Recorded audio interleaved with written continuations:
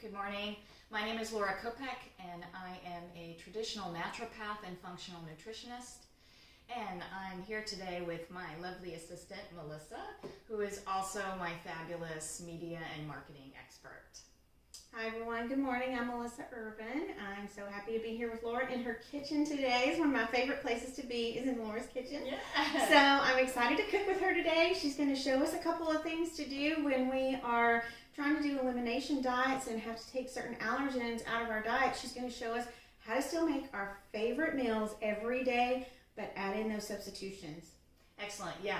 Today we're going to do traditional banana bread.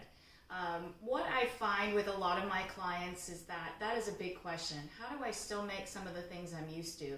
And yeah, you can go online and get a great new recipe. There's a ton of fabulous things, but it is going to be more convenient and faster if you can just make a quick substitution. So today we're going to do banana bread. I have a couple of flours here. One is a traditional gluten-free flour, and that's a 1-to-1 substitution ratio. But I find that when you do that, you get a little bit of a, like a chalky and a much more of a starchy taste to it. We've got almond flour, which if you just use almond flour, you might get something that's too wet and not holding together. And then we have cassava flour, which is kind of a root, like a potato. And that is very trendy right now because it is grain-free.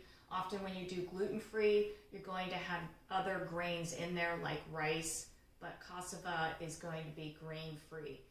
Cassava is also going to be paleo legal.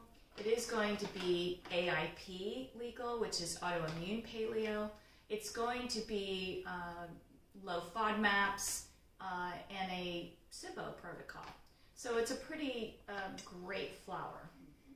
Now, where do I have to go to some crazy out of the way grocery store to get these things? So what I did today is picked up mostly everything you see here from Walmart or Kroger. All three of these can be found at a Walmart grocery store, so it's super easy to just add it to your shopping cart when you're doing your regular groceries. You don't have to go to a specialty store anymore for some of these items. That's great news, because that's the hardest part.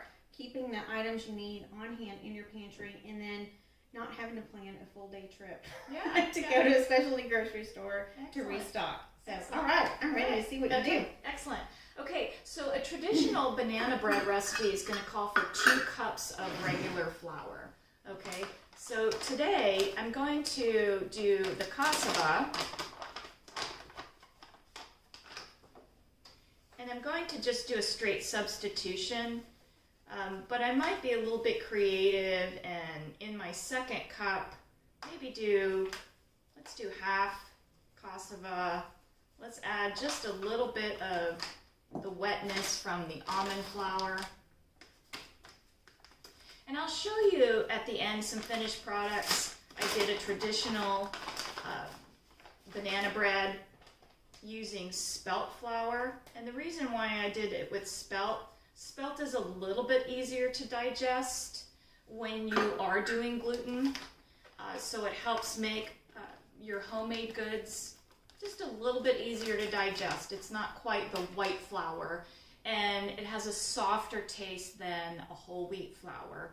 And gluten is the protein in wheat and in spelt and rye that is basically the glue that holds everything together. So this is what I did with my dry ingredients to start, right? It's just really simple with the cassava, a little bit of almond flour in there. I'm going to add a teaspoon of baking soda, and I'm going to add a pinch of salt, and this is my dry. So now I'm going to take my wets, and what I'm going to do is I'm going to take 2 bananas, and I'm going to blend it up with some of the milk. So today's substitution is going to be dairy-free, and my traditional banana bread recipe calls for buttermilk.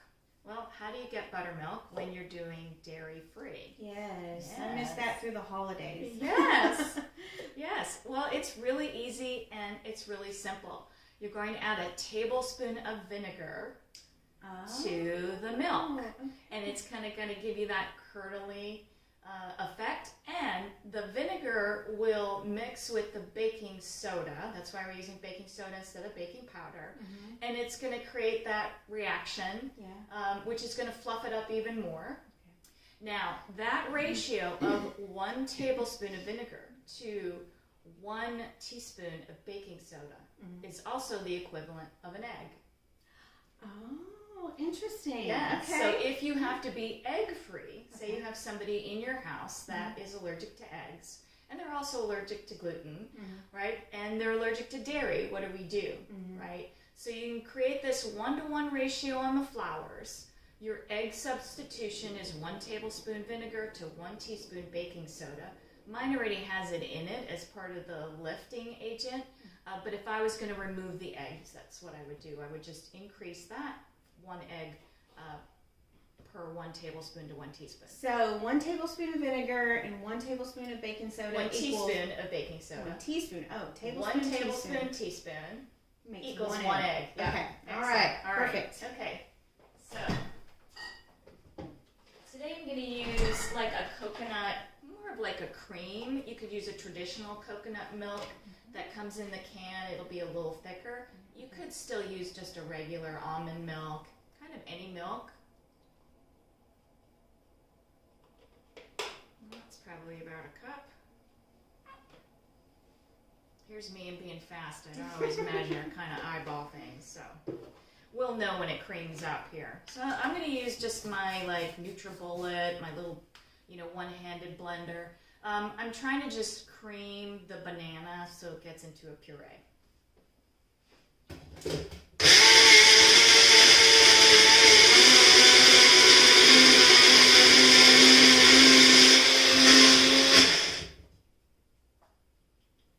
Yeah, not enough milk. And if you don't have one of these handy little blenders, they are a must in your kitchen. They're great for smoothies, these quick recipes. Your kids can easily use them. They're easy to wash. Easy to wash, and the other thing too is like, you can take fruit and vary the amount of milk you put in there, and you can get like a pudding, like an instant pudding, especially because puddings are made with like a cornstarch, and a lot of people can't do corn, so that's another quick fun thing.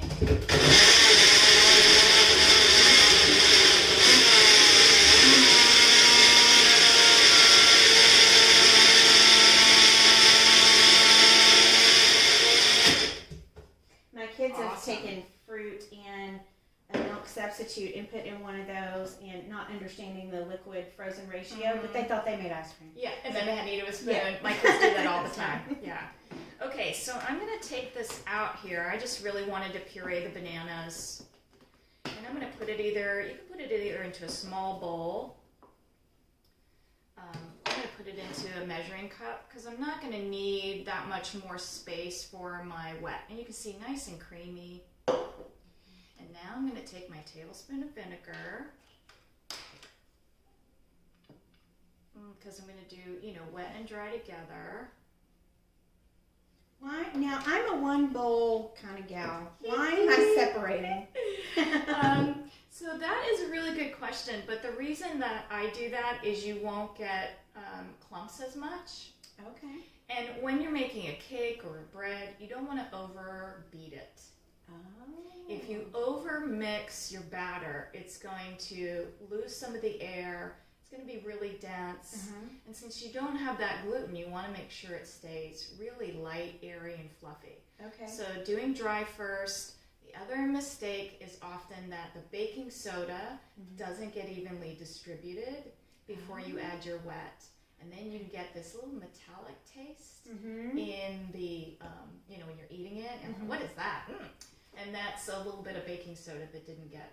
Okay. So you can go ahead and take that fork and mix the dry there just so we evenly distribute the baking soda into that. Okay, let's see where I'm at here. Okay, sweetener. Pretty much everything except the stevia has a 1-to-1 replacement.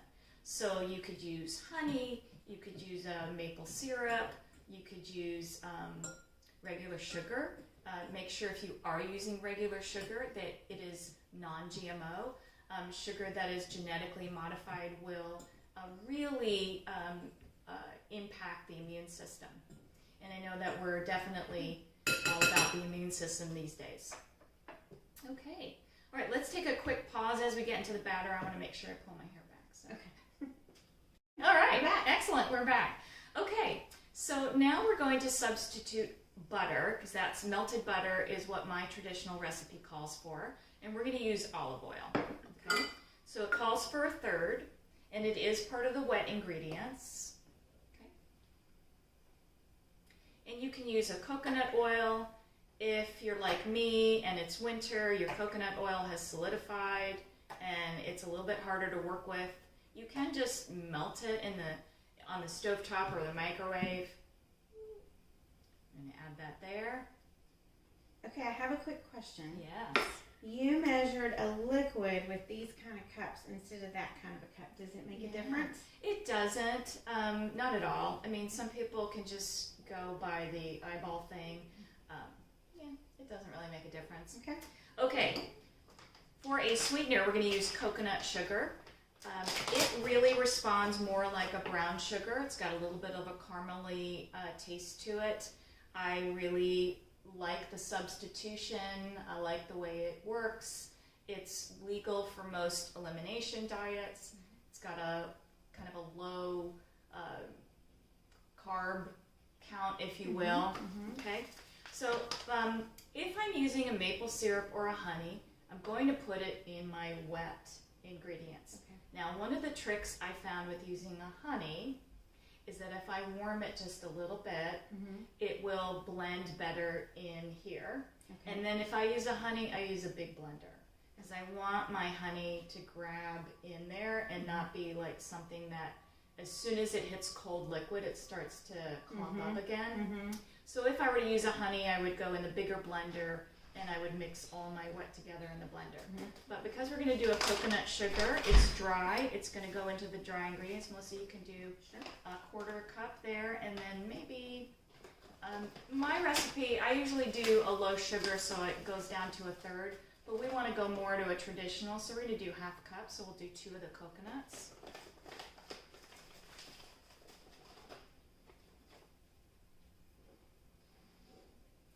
Excellent, great. All right, here's where the magic happens, I think. One of the things that I discovered in doing substitutions and doing gluten-free is the egg and the power of the egg. Okay. All right, so my traditional banana recipe calls for 1 egg. I'm going to double the number of eggs. I mean, if your recipe calls for like 3 eggs, 4 eggs, you might not double it. But you really need more than 1 egg to make a gluten-free work. And because we're going to do cassava grain-free, I'm going to do 3 eggs. Okay? I'm going to make it really nice and creamy. Now, what I'm going to do with the eggs is where it really matters. I'm going to separate them. I'm going to beat my whites. I'm going to add the yolks to the wet, and then I'm going to fold in my beaten whites, and you're going to see it's going to be this nice, light, and creamy batter. Okay. Now, I'm a little bit confused, though. We had the whole conversation about the eggs and the vinegar. Yes, and if you are doing egg-free, so like if I do the sweetener as honey, it's going to change what I do. It's going to make the honey go into the blender. And I won't use my one blender just to puree the bananas. I'm going to put it all in there, and I'm going to warm the honey. If I use a coconut oil in place of the olive oil, I'm going to melt that coconut oil. If I'm going to replace the egg with a vinegar baking soda, then I'm not going to do this folding of the egg white. It's just going to be the straight substitution, and then it'll be folded in there. But because we're going to use eggs today, and that is, that's probably the most common thing that people can keep in their recipe. Okay. Not everybody has to be egg-free, but you find a lot of people have to be gluten-free, and then I'm finding even more people need to be grain-free. I'm finding more and more people are so inflamed they really need to get away from even the gluten-free grains. Okay, so we're going to do 3 eggs today instead of 1 because we're doing completely grain-free. And I'm going to separate.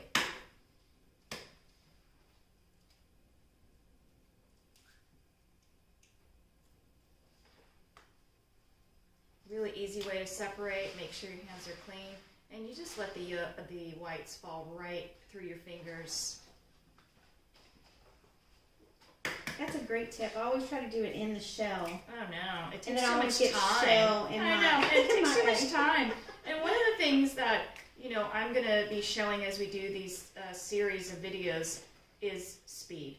I'm all about speed. Mm-hmm. How can I get in and out of my kitchen? Mm-hmm. I'm a working mom with my own business. I've got 3 kids. That is the biggest thing I hear from clients and moms is like, I don't have the time. Yes. So one of our episodes will be like speed baking. Yes. Oh, I can't wait for that. That'd be great. Yeah. Okay. All right. So we're going to take a pause here while I wash my hands. Mm-hmm. Okay. So I've got these whites here. I'm going to beat those. I like my handy dandy kitchen aid. Yes, that's a great tool to have in the kitchen. Yeah, also. and it's already set up, and it means that I can go on and do something else. But certainly a hand mixer will work too. All right. So my whites have a nice peak to them. Love that. Looks really beautiful. Nice. Hopefully I'll have enough room in my bowl. Maybe we'll go the other way. All right. So I'm going to take my yolks and put this in here. All right, now I've got everything in there. Okay. I'm going to stir that with a fork. Do that. It's nice and gentle. It doesn't have to be totally perfect. Because then once we fold it in there, it'll be fine. Okay, really just breaking those egg yolks? Yeah, Is just that breaking the goal? egg yolks. Okay. Perfect. Okay. Perfect. And we're just going to pour that in here.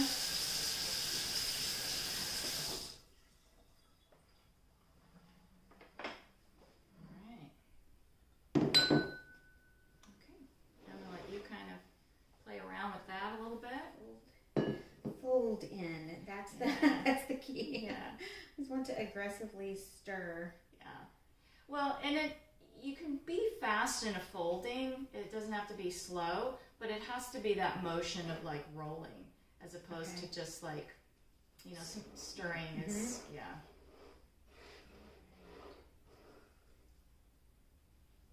Perfect. It's starting to look really nice, really battery. It's really thick. Yeah, it is going to be thick without the yolks. All right, you ready? I'm ready. All right, so go ahead and scoop, just, get that in there.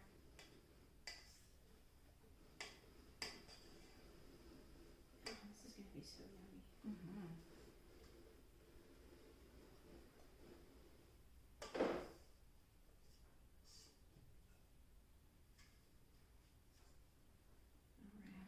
And have you ever done this substitution like this? Or?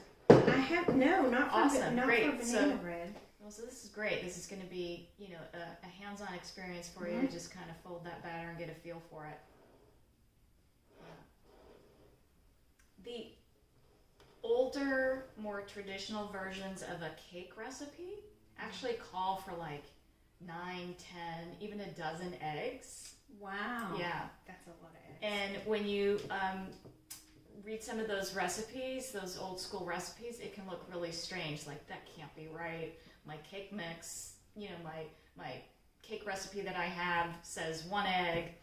But this is kind of where this started, is the first time I made that cake that had 9 eggs in it, 10 eggs in it, it was the most moist, amazing, and it's very little flour. So that was another thing, is that you can take some of those white cake recipes and it can become more on the gluten light side. Nice. This is looking really great. Yeah, that looks really. I've never had a batter turn out like this before. Yeah, you don't have that like heaviness of that gluten free. No. Yeah, definitely want to make sure that you're. So you can increase your speed if you want. I'll just take it over a little bit here, show you. Yeah. Just so that you're making sure all the whites don't show. Okay. Yeah. And then the other thing is make sure you're pulling it from the bottom, because we have a tendency to kind of leave that much. Mm-hmm. Then you pour the batter, and then it like dumps a little bit of flour, Settles, dry yeah. stuff into the top of your banana bread. So just making sure that you've got all those white pieces out. So we're not really over mixing it, because each time I'm kind of really taking the majority of the batter and folding it. And I think that's where folding and mixing becomes a little confusing. How can I fold it, still get everything together, and not have like over mixed it? Perfect. Right. Okay, we're gonna jazz this up with some chocolate chips. Oh, Yeah, I think that one of the things that happens in some of these breads is that my kids find the taste a little bit different. And if you're like me, I'm not going to make one for the child that has a dairy-free allergy and the other one that can't do gluten, and then me where I don't want to do grains. It's one stop, so everybody can eat it. And so adding a chocolate chip just adds some zest. It makes the kids feel like it's less of a banana bread. I mean, a lot of people like banana bread, but you can add chocolate chips to a pumpkin loaf. You can add it to a gingerbread. I mean, lots of stuff to just kick it up. Now, since we're doing sugar substitutions, and again, you can get this at Walmart. You can find it at Whole Foods, but it's become popular enough. Okay. And this is a dark chocolate, so it certainly, and because it doesn't have sugar in it, it's certainly going to have more of a bitter, like a baking chocolate. But they are using some sugar substitutions. So Is there dairy in that chocolate? No, there's no dairy in the dark chocolate, so we're sticking with the dairy-free. Chocolate liqueur, inulin, erythritol, which is like a alcohol derivative off of a sugar alcohol derivative off sugar, cocoa butter, sunflower lecithin, vanilla extract, and stevia leaf. Nice. And cocoa butter's not dairy. Correct. Yeah, correct. All right, excellent. Okay, so we've got a nice fluffy batter there. Let's make it a nice generous amount of, let's do a cup. That only leaves me with that much in the bag, so I'll do that. Nice. All right, so I'll let you fold that. All right, and then the last thing we're gonna do is, instead of putting it in a loaf pan, I really recommend that either it's put into a snack pan, more of like a 9x9, like a square. Okay. This way it'll cook faster, and it doesn't have that, like, you're not asking it to stay, right? With the gluten, the higher you go without gluten, the harder it is going to be to hold its shape. Okay. The lower you go, the easier it is going to be to hold its shape. Okay. And when we get to the end and we line up all three of our finished products, you'll see the difference in how they cut and how they look. So one of the things that I do for speed, convenience, it'll mean that I am spending less time waiting for it to cook. It'll mean that it is more stable. And it'll also mean that my kids can come and quick and grab, and nobody takes a knife and makes mush out of the loaf. Right. So I use a muffin tin, but who wants to clean a muffin tin? Right. They are the worst things in the world to clean, especially if you don't grease it correctly. So I'm all about these little paper liners. Okay, so that looks perfect and ready to go. We are going to take our quarter cup measuring, and we're going to just fill these bad boys and put them in the oven, and then we're going to have a finished product. Yeah. So real nice and easy. The batter is the consistency I want it to be. And we are grain-free, dairy-free, sugar-free. Yeah. Very nice. I'm so excited. And if I told my kids, oh, those are chocolate chip banana bread muffins, Yes. they're going to be like, yeah, they are. Yeah, They're going to right? grab them and take those. Yeah. And if you're a working, and you work outside the home, or even inside the home, I mean, I work out of my home as well, but still I find I do almost the same routine as if I was leaving the house every morning, because I need to be at least dressed from here up for camera, for video conferences and Zoom meetings throughout the day. So I'm doing the same thing. I'm getting up, I'm getting my shower and getting ready, and then grabbing something to go for breakfast as I sit down at my desk. So this is a great option. In fact, I'm probably going to stop at the store on my way home today and grab some of these things to make this, to have some little breakfast muffins, because that's fantastic. Exactly. The breakfast is probably the biggest question that a lot of clients have when they are on, because we're such a carb dominant breakfast culture, you know. And so when you don't like the toast, or you know, you really want that muffin, you know, who doesn't want to have like coffee and muffin for breakfast? Nice right? little comfort food, especially in the wintertime. Yeah. Now with the chocolate chips, I mean, you could do blueberries. You could do a blueberry banana. Oh, that would be yummy. Yeah. Blueberries in it. You could. So you could do a blueberry banana for the morning, Yes. and a chocolate chip for the afternoon for the snack. afternoon, right? Yeah. Okay, now I'm going to just try to make sure that they're all kind of the same height so they cook evenly. The nice part too about doing these little muffins is, one of the things that I really dislike about a banana bread is the crust.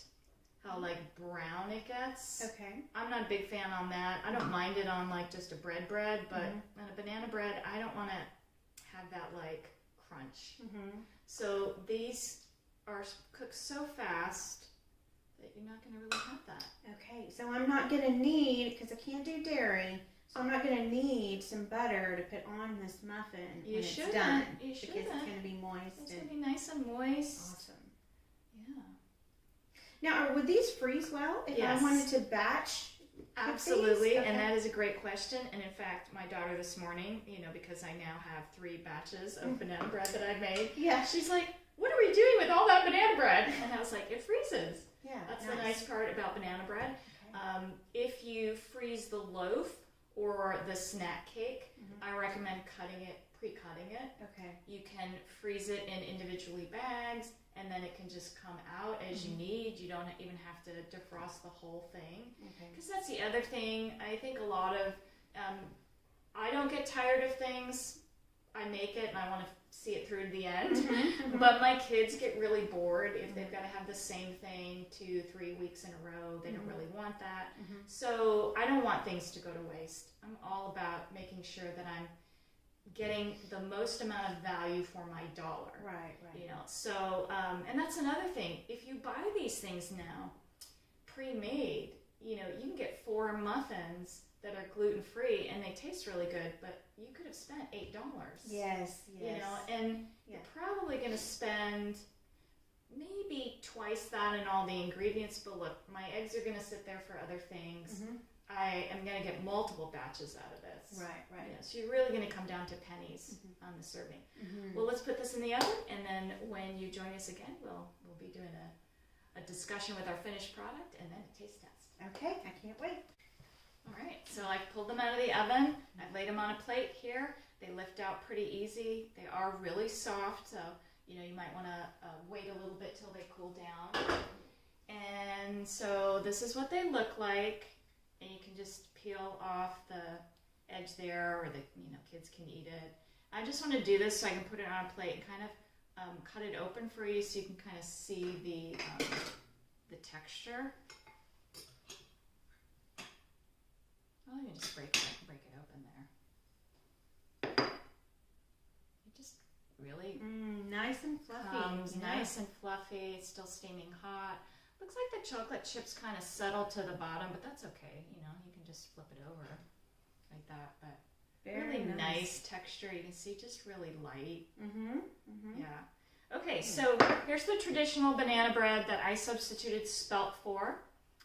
It won't taste nearly as kind of nutty as a whole wheat, but there's still a soft kind of nutty whole grain flavor to it. But it is a gentler gluten, and it's a 1-to-1 ratio. Okay, so there's that one, your traditional with a Spelt replacement. This one I did with a traditional gluten-free replacement, and I did it in the square pan so you can see the different shape. And it holds up pretty well. Got a nice consistency. Looks like the chocolate chips were evenly distributed. I did my separation of the eggs and beat my egg whites. So Mm-hmm. there's this one. Mm-hmm. And then, yeah, we're now going to try what we experimented with today, which was just the cassava. So this is completely grain-free, no dairy. What else? And sugar-free. No sugar. No sugar in it. So it's safe for people on an elimination diet. It's safe for people with irritation in their digestive, and it is safe for diabetics and anybody that wants to be on a low-carb diet. Fantastic. All right. Great. This one didn't, the chocolate chips didn't sink, so that's really good. I wonder if that one was just an odd one to the bottom of the batter. So there's that. Help yourself to one. We're going to dive into this and see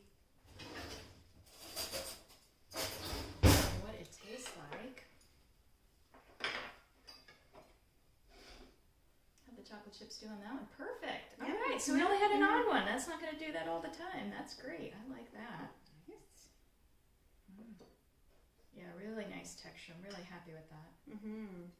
Yeah, you don't feel like you're missing anything. Mm-hmm. Mm-hmm. So good, right? Mm-hmm. You cannot tell that is gluten-free. Mm-mm. It doesn't have that, like, taste to a gluten-free, right? Like that starchy. Yeah, So there's no, there's no aftertaste. yeah, it's not chalky. It doesn't taste like foam. It doesn't taste like cardboard. It doesn't taste like cardboard. It doesn't taste like cardboard. None of that. None of that. Mm-hmm. Now you could use a regular chocolate chip. It's still going to come in as a low sugar because you've taken out the sugar that is mostly in the flour. Right, the grain converts to a glucose, and that's where, unlike a low carb, that's why, because you're trying to reduce that carbohydrate count. So even if you decided that these chocolate chips were a little too dark or not sweet enough, you still could use a clean, non-GMO chocolate chip. Mm-hmm. But the goal is to get this cassava where you get most of the elimination, the inflammation away. Okay. Yeah. Now, what if I'm counting calories? Does this kill me on my calorie count? No, because the cassava is not a grain, your grains are going to be higher in carbs because of the glucose, and so those are going to push your calories up. Oh, okay. Because when you're counting calories, you're really counting those carb molecules, which is really the sugar. The terminology gets so complicated so that we don't really understand how to manage our own diets and food. But yeah, good carbs, fruits and vegetables are absolutely necessary. We have to have them. It's these bad carbs because their glucose and their calories outweigh the benefits. Okay. Yeah. All right. That makes sense. Mm. All right. You're using a fork. I just dug in with my fingers. And well, I couldn't wait. I'm trying to be nice for camera, and then I found I'm using my hands anyway. Yeah. Yeah, it's so good. Real winner. I'm really happy Mm-hmm. how it turned out. Glad you like it. Nice. Yeah. Thanks for joining us. See you next time.